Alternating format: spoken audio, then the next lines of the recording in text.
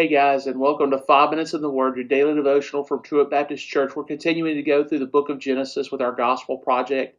This will be lesson 3 of week 1, where we're getting ready to talk about how God created all things in the beginning. And as we continue to talk about this, we're going to be moving into the discussion of God creating everything in the universe.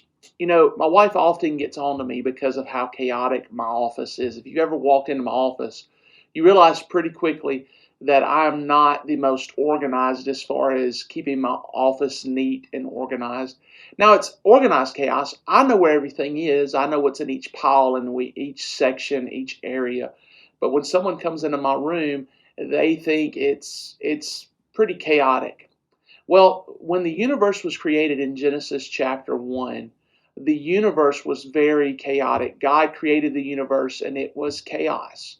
God began by creating light. And in Genesis chapter 1, what we find is God doing two things. God is creating and bringing order to the chaos, and then He is filling that order with things. And in our text today, we're going to sort of see God finishing that process in Genesis chapter 1, verses 24 through 25.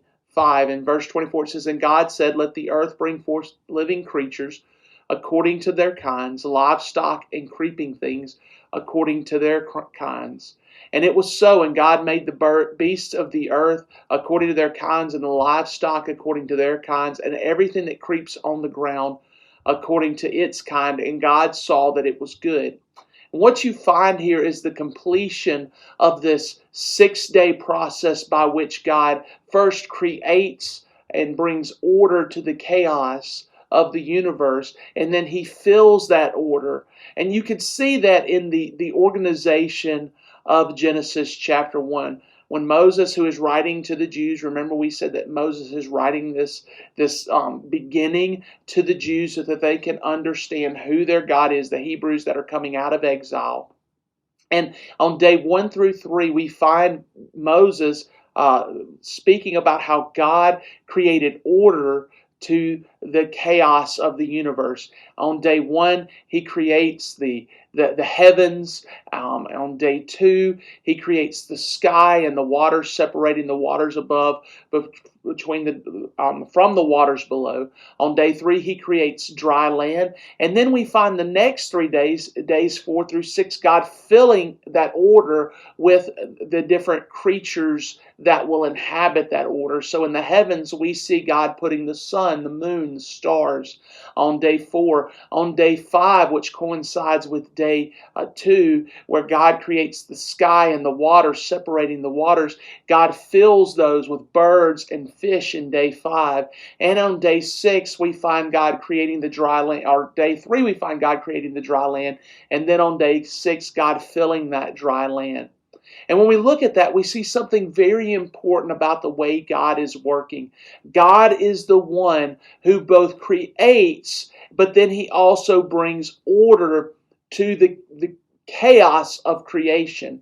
So God is our creator, the great creator of the universe. God is speaking to these Jews who have been in this world of the Egyptians with all their gods and goddesses. Who, you know, you had a god and goddess of this, and a god and goddess of that, and a goddess who created this thing, and a god and goddess who created that thing.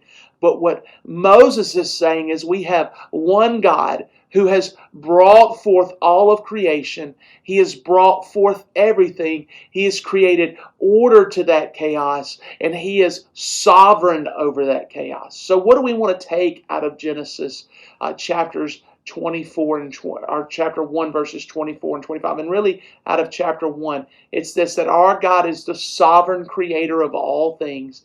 He is sovereign over all things. He is bringing order to all things, and He is in control of all things. He is not a God of chaos. He is not a God of disorder, but He is the God who creates all things and brings order to all things. I hope this has been a great lesson for you. God bless you, and I hope you have a great day.